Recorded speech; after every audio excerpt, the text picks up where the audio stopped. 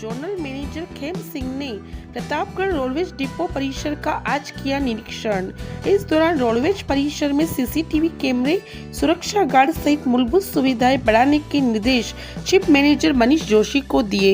इस दौरान zonal manager Khem Singh को रोडवेज स्टाफ की सैलरी, डिपो बसों की कमी, कंडम बसें, कई मार्ग पर बंद पड़ी बसें, रोडवेज बसों की कार्यशाला में मैकेनिक की कमी के बारे में अवगत कराया गया। इस पर खेम सिंह ने तुरंत एक्शन लेने की बात कही। बैठक के दौरान चीफ मैनेजर मनीष जोशी सहित अन्य रोडवेज कर्मचारी मौजूद नजर आए। क्या चीज़ आपने यहाँ पे नोटिस की? देखिए, ये जो विजिट है ये हमारी जनरल विजिट है, जिसका मुख्य उद्देश्य यात्रियों की सुविधा को और उन्नत बनाना है। जिन संसाधनों के साथ हम आज काम कर रहे हैं उनका बेस्ट यूटिलाइजेशन करते हुए हम यात्रियों को कितनी अच्छी सुविधाएं दे सकते हैं।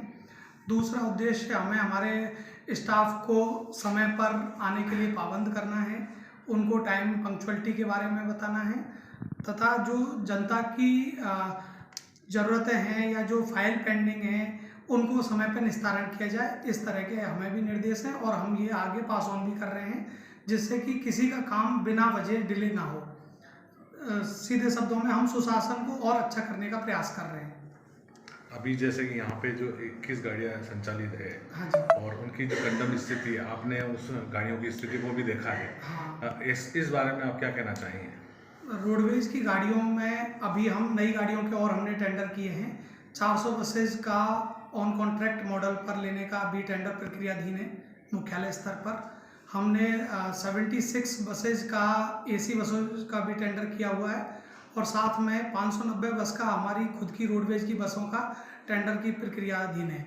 तो हम उम्मीद कर रहे हैं कि जल्दी हम नई बसेज ले आएंगे और नई बसें आने पर उपलब्ध करा दी जाएंगी। प्रतापगढ़ और बांसवाड़ा के डिपो को अभी तक लंबे समय से नई गाड़ियाँ नहीं मिली, क्या कारण रहा? क्या उसको हमेशा उतरन की गाड़ियाँ ही क्यों मिलती आई है? ऐसा नहीं है कि हम किसी डिपो विशेष को गाड़ियाँ नहीं देते। हमारी जो रोडवेज की खुद की खरीद 2020 में हुई थी, जब हमने 875 गाड़ियाँ खरीदी थी। उस समय पे हमने नई गाड़ियाँ भी उपलब्ध कराई हैं। उसके बाद में जिन जगह पे कॉन्ट्रैक्ट की गाड़ियों का अनुबंध समाप्त हो रहा है वहाँ हम कॉन्ट्रैक्ट की गाड़ियों को उपलब्ध करा रहे हैं और अपनी भी प्रक्रियाधीन है। साथ ही बीच में जो डिपो दिल्ली गाड़ियाँ चला रहे थे उनके लिए हमने प्रायोरिटी पर नई गाड़ियाँ उपलब्ध कराई हैं, क्योंकि 1 नवंबर से दिल्ली में BS6 गाड़ियाँ ही जा सकती हैं। तो पहले प्रायोरिटी पे उन डिपोज को रखा गया है जिनकी डिपो की गाड़ियाँ दिल्ली सर्विस देती थी, और बाकी डिपोज को भी फेज वाइज हम उपलब्ध कराएंगे। प्रतापगढ़ डिपो में स्टाफ की भी कमी है, ऐसे में कैसे संचालित होगा डिपो?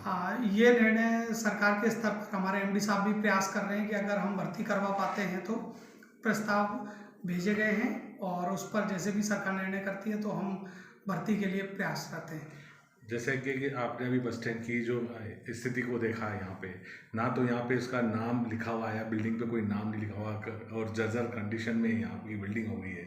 अब ऐसे में मतलब कि रखरखाव के अभाव में भी इस तरह से ना तो इसका नाम ढंग से लिखा हुआ है, ना ही किसी चीज़ की व्यवस्था सही है, तो ऐसे में यहाँ कैसे आप उसको डेवलप करवा पाएंगे? इसके लिए हमारी प्लानिंग यही है कि मेरी अभी चीफ मैनेजर साहब से बात हुई तो कुछ बजट हमारे मेंटेनेंस के ऐड में सैंक्शन है। फंड की उपलब्धता का इश्यू है जिसको मैं अपने लेवल पे सिविल सेल से टेकअप कर लूँगा। हमारे मुख्यालय की जो सिविल सेल इन मरम्मत गतिविधियों को देखती है उसके साथ में हम अपना पॉइंट रख देंगे। लंबे समय से स्टाफ की सैलरी भी नहीं मिली है, इसका क्या कारण रहा? सर, इसकी फाइनेंशियल क्रंच ही है और वो पूरे राजस्थान का ही इश्यू है, जिसमें हमें दिसंबर और जनवरी की सैलरी अभी पेंडिंग है।